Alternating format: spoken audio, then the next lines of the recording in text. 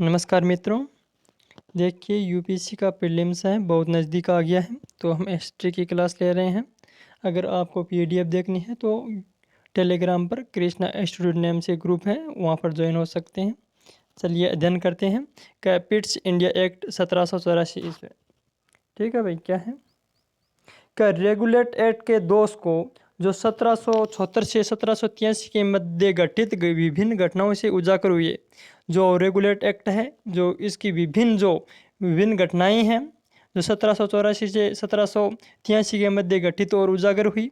विशेष रूप से इस दौरान मद्रास व मुंबई प्रेसिडेंसियों द्वारा अनावश्यक युद्ध, जो मैसूर और मराठा युद्ध हुए थे, उलझना व बंगाल सरकार में प्रभावी ऋण के अभाव में स्थिति को अधिक विकट बना दिया। देखिए जो 1773 का एक्ट है उसमें क्या कमियां रही थी और उस समय जो विभिन्न प्रकार के दोष उत्पन्न हुए सामने आई थी, उनके बारे में कह रहा है। क्या फिलिप फ्रांसीसी गवर्नर जनरल इस तरह के आरोप प्रत्यारोप करता रहता था। कंपनी की गतिविधियों की समीक्षा हेतु 1782 में पार्लियामेंट ने एक प्रवर और सीक्रेट कमेटी का गठन किया। कमेटी ने अपने प्रतिवेदन में कंपनी पर प्रभावी नियंत्रण पर जोर दिया। पक्ष ने लगान वसूल और प्रशासन व्यवस्था में सुधार हेतु ब्रिटिश पार्लियामेंट में बिल पास किया या बिल रखा, जिसे सम्राट जॉर्ज तृतीय ने व्यक्तिगत रुचि लेकर पारित नहीं होने दिया। इस दौरान पक्ष का मंत्रिमंडल भंग हो गया और छोटे पीठ ने सरकार बनाई। इस दौरान भारतीय प्रशासन के पूरी तरह क्राउन के नियंत्रण में लाए जाने का प्रस्ताव भी आया था, जिसे पीठ ने स्वीकार नहीं किया। अंत में अगस्त 1784 में पिट्स इंडिया एक्ट के नाम से अधिनियम पारित किया गया, जो कंपनी पर कानून और क्राउन के दोहरे नियंत्रण को स्थापित किया करता है। पिट्स द्वारा स्थापित व्यवस्था जो 1858 तक आंशिक रूप से चलती रही। देखिए जो कंपनी का शासन है उसमें जो क्राउन है या ब्रिटिश संसद का प्रभाव लेने के लिए समय समय पर जो एक्ट आए थे, उसी प्रकार का जो एक्ट था 1784 का सुधार आया था। अब क्या कह रहा है कि यह अधिनियम अमेरिकी स्वतंत्रता संग्राम से सीख लेकर कंपनी पर प्रभावी नियंत्रण लगाने के उद्देश्य से भी लाया गया था।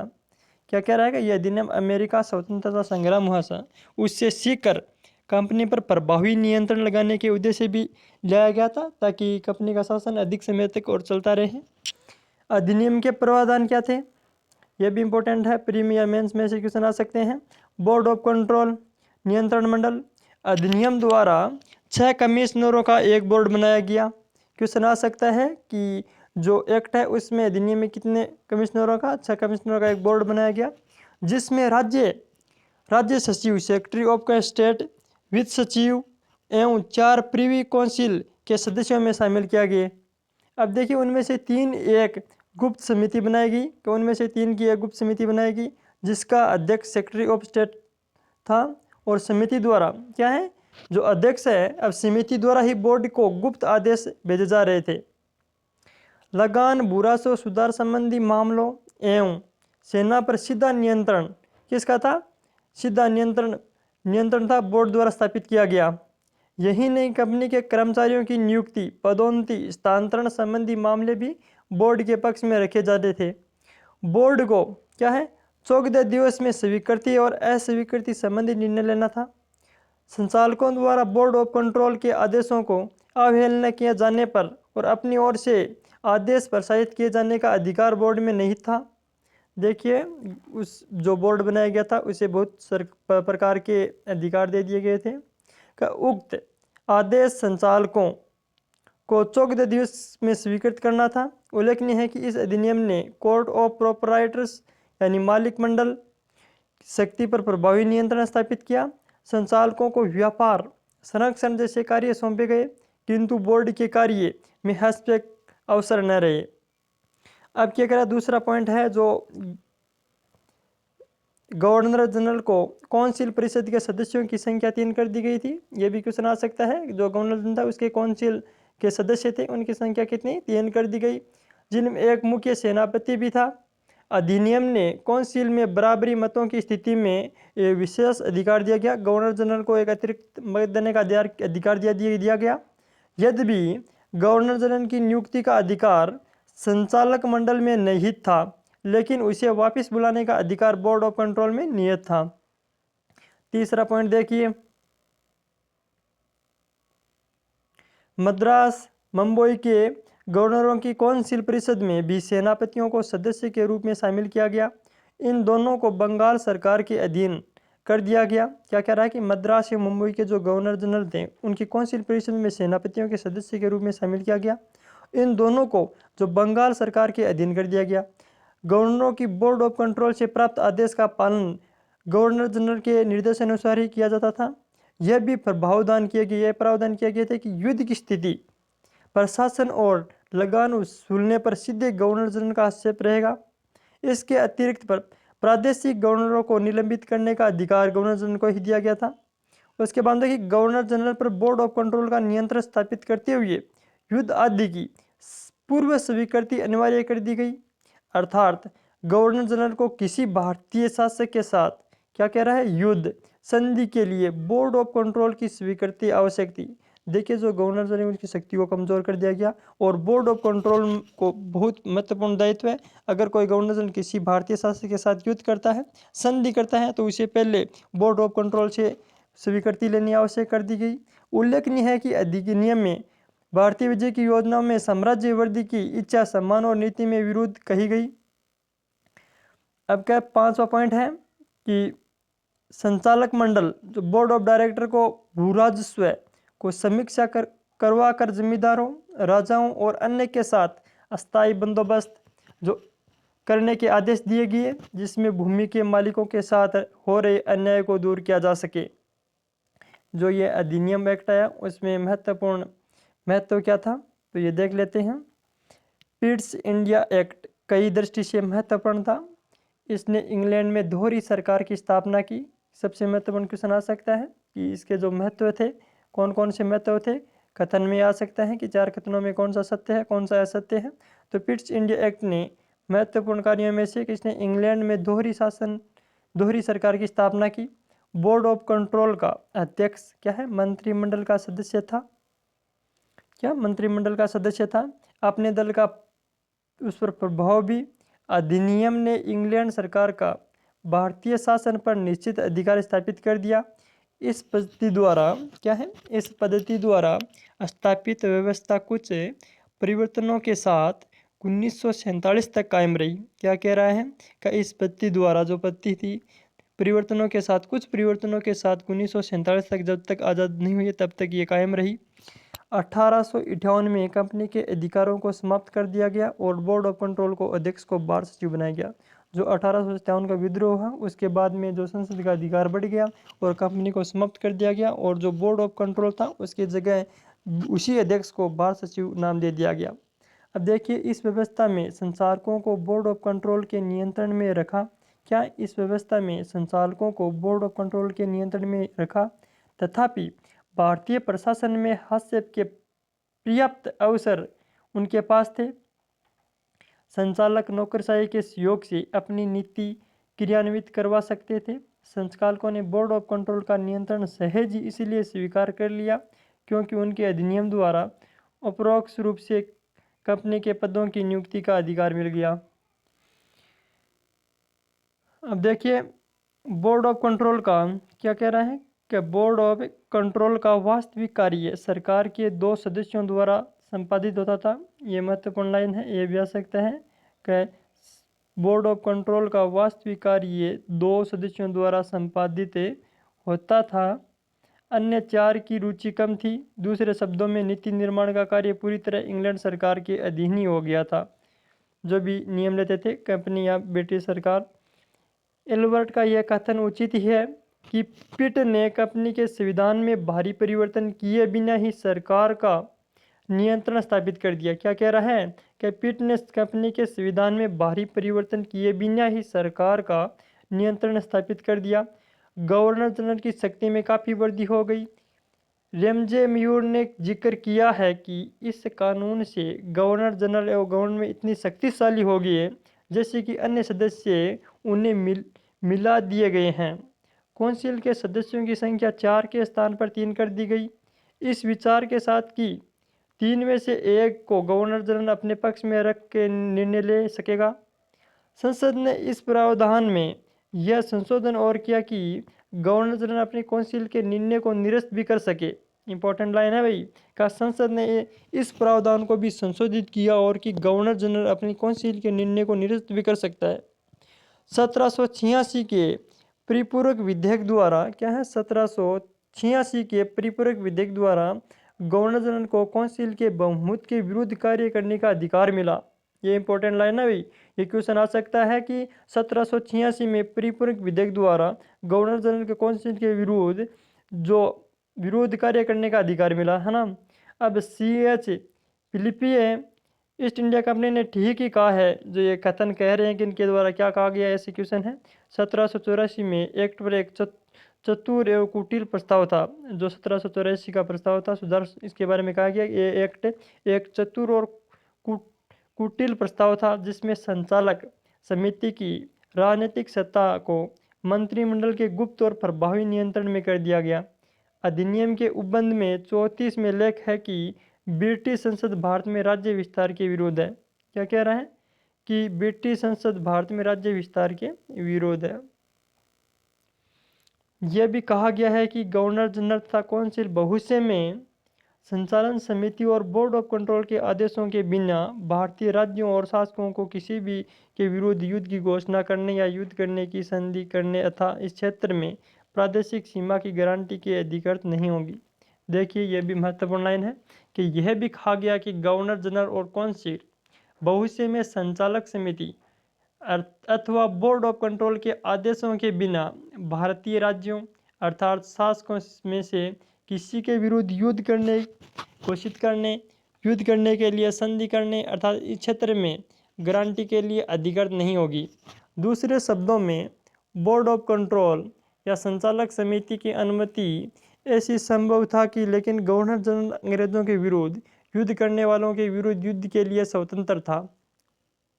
क्या कह रहा है कि दूसरे शब्दों में बोर्ड ऑफ कंट्रोल या संचालक समिति की अनुमति से ऐसा संभव था कि गवर्नर जनरल अंग्रेजों के विरुद्ध युद्ध करने वालों के विरुद्ध युद्ध करने के लिए अगर कोई ईस्ट इंडिया कंपनी पर युद्ध करता है तो वो वापस कर सकता है, उस पर कोई पाबंदी नहीं है। अंग्रेजों द्वारा क्या है, अंग्रेजों द्वारा जिस प्रदेश को हस्तगत करना था उस राज्य में ऐसी परिस्थिति पैदा कर दी गई कि वह युद्ध करे। इस तरह अंग्रेजों ने साम्राज्य विस्तार किया। अतः अंग्रेज लेखकों यह कथन की कंपनी व्यापार करने आई थी और उसे साम्राज्य मिल गया सर्वथा असत्य है। कंपनी ने कहा था कि हम तो व्यापार करने आए थे और हमें जो व्यापार जो शासन करने का अवसर मिल गया, ऐसा सत्य नहीं है। वस्तुत अमेरिकी उपनिवेशकों के हाथ से निकल जाने के बाद, जो अमेरिका उपनिवेशवाद था पहले ब्रिटेन का, तो हाथ से निकलने के बाद ब्रिटिश सरकार है भारतीय उपनिवेश के प्रति अधिक सतर्क थी, उसे किसी भी कीमत पर खोना नहीं चाहती थी। ये इंपॉर्टेंट लाइन है भाई, यह कथन आ सकता है कि कौन से एक्ट के संबंधित है ना। अब देखिए जो 1858 का अधिनियम है उसके बारे में देखेंगे, बहुत ही महत्वपूर्ण है। भारत में अंग्रेजी प्रभुत्व के विरोध, क्या भारत में अंग्रेजी प्रभुत्व के विरोध जो 1857 की क्रांति की राष्ट्रीय घृणा, सैनिक असंतोष व सामाजिक धार्मिक कारणों का मिलाजुला रूप माना जाता है। जो क्या 1857 की क्रांति हुई थी, राष्ट्रीय घृणा, सैनिक असंतोष व सामाजिक धार्मिक कारणों का मिलाजुला रूप माना जाता है। जो भारतीय प्रथम स्वतंत्रता संग्राम था, यह मुगल सम्राट, देशी शासकों, जमींदारों, सैनिकों, धार्मिक नेताओं द्वारा विदेशी आधिपत्य से मुक्त करवाने हेतु लड़ा गया था। ठीक है भाई। ताराचंद ने अंग्रेजों के विरुद्ध संघर्ष को दो युगों में क्या है, दो युगों में विभाजित करते हुए लिखा है कि भारत में संघर्ष के दो युग थे। पहले युग में विजित मध्ययुगीन भारत विजेताओं से मुक्त प्राप्त करने के लिए लड़ रहा था। इस युग को 1858 में समाप्त हो गया। इसके बाद में दूसरा युग बहुत ही परिवर्तित परिस्थितियों में शुरू हुआ। विदेशी शासक ने लोक हितकारी भेष ओढ़कर अपने रूप में ढकने का प्रयत्न किया। क्या है, विदेशी शासक ने लोक हितकारी भेष ओढ़कर अपने रूप को ढकने का प्रयास किया, सुधार और प्रगति के अभिकरण का रूप धारण किया। इस क्रम में सर्वप्रथम सत्ता कंपनी ने ब्रिटिश क्राउन को हस्तांतरित किए जाने का निर्णय लिया था। इंग्लैंड के लोगों ने क्या है, इंग्लैंड के लोगों ने विद्रोह के लिए कंपनी को दोषी माना। जो ये 1858 का विद्रोह हुआ था, 57 में विद्रोह हुआ था, 58 में जो एक्ट आया, कि इंग्लैंड के लोगों ने विद्रोह को कंपनी को दोषी माना। वस्तुतः बड़े विशाल साम्राज्य का एक कंपनी द्वारा शासित होना 19वीं सदी के मध्य इंग्लैंड के राजनीतिक विचारक अनुचित मानते थे। यह कि भारतीय या बहुत बड़े स्तर पर जो ईस्ट इंडिया कंपनी थी साम्राज्य चला रही थी, इसलिए इंग्लैंड के लोगों ने विद्रोह को कंपनी का दोष माना। अब क्या कह रहा है कि यदि कहा जाए कि 1857 का विद्रोह कंपनी के अधिकारों को समाप्त करने का बहाना था, कारण नहीं, तो उचित होगा। क्या है जो कंपनी के विशेष सदन का अध्यक्ष कब जो 1857 का विद्रोह हुआ, ब्रिटिश सरकार चाह रही थी कि कंपनी का जो अधिकार है उसको समाप्त करके अपने अंडर में करे, तो वैसा ही हुआ। अतः फरवरी 1858 में British parliament house of Commons ने लॉर्ड पाम्पस्टन ने गवर्नमेंट ऑफ इंडिया एक्ट पारित किया, जो 1858 सदन में प्रस्तुत किया। बिल प्रस्तुत करते हुए उसने घोषणा की, हमारी राजनीतिक पद्धति का सिद्धांत है कि सब प्रकार के प्रशासनिक कार्य मंत्रियों तथा सदन के प्रति उत्तरदायित्व से युक्त होने चाहिए, किंतु इस विषय में भारत सरकार के मुख्य कार्य ऐसी संस्था के साथ संबंधित है जो संसद के प्रति उत्तरदायी नहीं है और ना ही उसे सम्राट ने नियुक्त किया है, किंतु जिनका निर्वाचन उन लोगों ने किया है जिनका भारत से सबसे अधिक कोई संबंध नहीं है, वे भारतीय माल पर कुछ अधिकार रखते हैं। संसद ने 2 अगस्त 1858 को विरोध होने पर भी कंपनी का शासन का अंत कर भारतीय शासन साम्राज्य को सौंप दिया। क्या है जो एक कंपनी के शासन को खत्म कर दिया और भारतीय शासन को संसद के या इंग्लैंड के क्राउन को सौंप दिया गया। का स्पष्ट भारत शासन अधिनियम 1858 से पहले की तुलना में अधिक प्रतिक्रियावाद हो गया और अब उदारवाद का दिखावा भी त्याग दिया गया। 1858 का भारत सरकार अधिनियम जो आया था, भारत शासन अधिनियम 1858 के क्या क्या प्रावधान थे, चलिए देख लेते हैं। भारतीय शासन हेतु पिट्स इंडिया एक्ट जो अगस्त 1724 में सुधार आया था द्वारा स्थापित दोहरी शासन व्यवस्था असुविधाजनक और धीमी थी, अर्थात संचालन मंडल बोर्ड ऑफ डायरेक्टर एवं नियंत्रण मंडल बोर्ड ऑफ कंट्रोल के मध्य विचाराधीन महत्वपूर्ण मामलों में विलंब होना स्वाभाविक था। जो उस समय 2 संस्थाएं थी, बोर्ड ऑफ कंट्रोल और बोर्ड ऑफ डायरेक्टर, उनके मध्य जो भी कार्य थे बहुत ही धीमी गति से हो रहे थे। इंग्लैंड में यह भी सोचा जा रहा था कि प्रशासनिक कार्य उत्तरदायी मंत्री द्वारा नियंत्रित होने चाहिए जो स्वयं सम्राट और जनमत इंग्लैंड की जनमति जो भी जनता है के प्रति उत्तरदायी हो। इस अवधारणा के अनुसार बोर्ड ऑफ कंट्रोल नियंत्रण मंडल समाप्त कर दिया गया। क्या है ये क्वेश्चन आ सकता है, जो नियंत्रण मंडल कौन से एक्ट द्वारा समाप्त किया गया। और 1858 के अधिनियम द्वारा भारत शासन ईस्ट इंडिया कंपनी से ब्रिटिश साम्राज्य को सौंप दिया गया। ये तो आपको पता ही होना चाहिए, ऐसा आ सकता है जो कि भारत प्रशासन है जो ईस्ट इंडिया कंपनी से ब्रिटिश सम्राट को सौंप दिया गया, वो कौन से एक्ट द्वारा है, जो भारत शासन अधिनियम 1858 द्वारा। इस अधिनियम के महत्वपूर्ण प्रावधानों की गणना निम्न प्रकार से की जा सकती है। जो भी महत्वपूर्ण प्रावधान है बहुत बार प्री में पूछा जाता है, तो देखिए बोर्ड ऑफ कंट्रोल एवं संचालन मंडल और प्रोप्राइटर्स कंपनी के मालिक द्वारा निष्पादित कार्य एक मंत्री या भारत सचिव सेक्रेटरी ऑफ स्टेट द्वारा संपादित किए जाने लगे। कंपनी की संपत्ति सम्राट को हस्तांतरित हो गई। कंपनी के सैनिक व नौसैनिक बल सम्राट के भारतीय सैनिक और नौसैनिक कहलाने लगे। क्या कह रहा है, देखिए जो पहले बोर्ड ऑफ कंट्रोल व संचालन मंडल एवं प्रोप्राइटर द्वारा जो कार्य पहले संपादित किए जाते थे, जो अब एक मंत्री या भारत सचिव जो सेक्रेटरी ऑफ स्टेट है द्वारा संपादित किए जाने लगे। जो पहले बहुत सारे करते थे, अब जो भारत सचिव है उसके द्वारा कार्य किए जाने लगे। कंपनी की संपत्ति सम्राट को हस्तांतरित हो गई, आपको पता ही है। कंपनी के लिए सैनिक और नौसैनिक बल सम्राट के सैनिक लाने लगे। भारत सचिव कैबिनेट का सदस्य होने के कारण, क्या है जो भारत सचिव है कैबिनेट का सदस्य होने के कारण ब्रिटिश संसद के प्रति उत्तरदायी था। यह भी क्वेश्चन आ सकता है कि जो भारत सचिव किसके प्रति उत्तरदायी था, ब्रिटिश संसद के प्रति उत्तरदायी था। संसदीय अंडर सेक्रेटरी उनके सहयोग हेतु लगाया गया। भारत सचिव की सहायता हेतु 15 सदस्य इंडिया काउंसिल का गठन किया गया। 15 सदस्यों में से 9 सदस्यों के लिए आवश्यक था कि चयन से पूर्व कम से कम 10 वर्ष तक भारत में रह चुके हों। देखिए यह आ सकती है कि कौन से एक्ट द्वारा क्या प्रावधान किया गया था? तो 15 सदस्य इंडियन काउंसिल का गठन किया गया। 15 सदस्य में से 9 सदस्यों के लिए आवश्यक था कि चयन से पूर्व कम से कम भारत में रह चुके हों या भारत में सेवा की हो। कुछ अपवादों को छोड़कर चयन से पूर्व उन्हें भारत में से लौटे 10 वर्ष से अधिक समय नहीं हुआ हो। ये भी इम्पोर्टेंट लाइन है भाई। देखिए, जो पहले बोलते हैं ना कि यूपीएससी क्वेश्चन कहाँ से आते हैं, देखिए अच्छे से अध्ययन करें। ये नोट्स दे रहे हैं, इनसे बाहर नहीं होंगे, आराम से क्वेश्चन पढ़ जाएंगे, लेकिन आप अच्छे से अध्ययनरत रहें। इंडिया काउंसिल के सदस्यों का क्या है? इंडिया काउंसिल के सदस्यों का कार्यकाल अच्छे व्यवहार पर्यटन था। संसद के दोनों सदस्यों द्वारा पारित प्रस्ताव के आधार पर सम्राट द्वारा उन्हें कभी भी पद से हटाया जा सकता था। तो चौथा पॉइंट देख लेते हैं।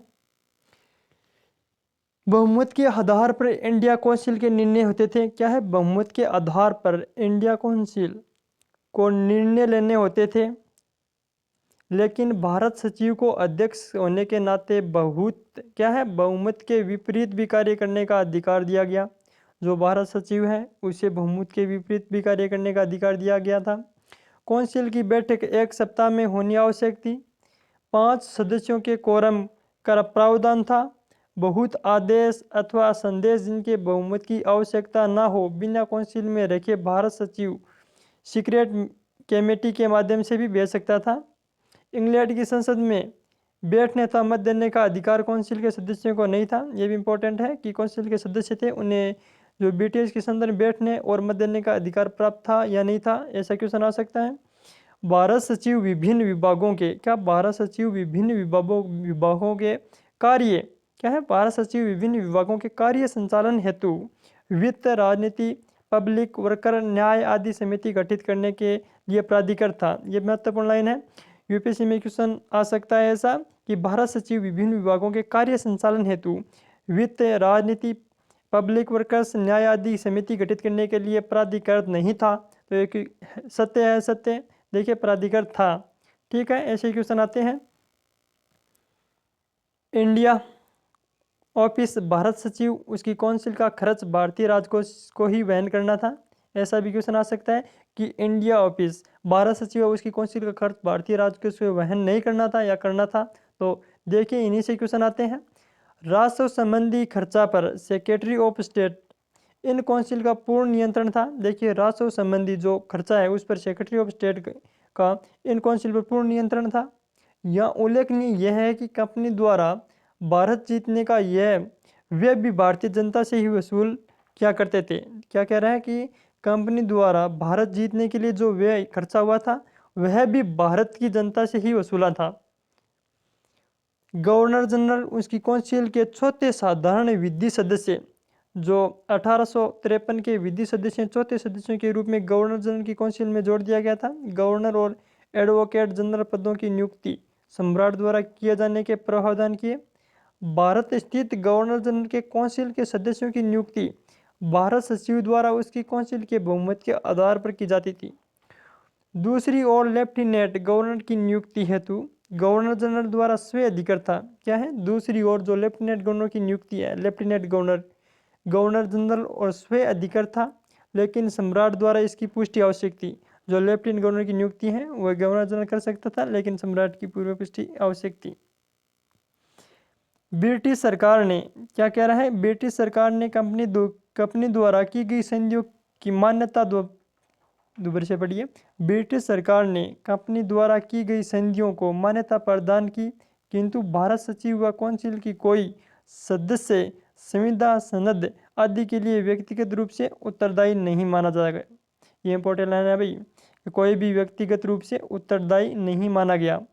प्रतिवर्ष भारत सचिव जो भारत मंत्री को एक रपट भारतीय राजस्व, रेलवे, कानून निर्माण कार्यों के बारे में हाउस ऑफ कॉमन्स के समक्ष रखनी होती थी।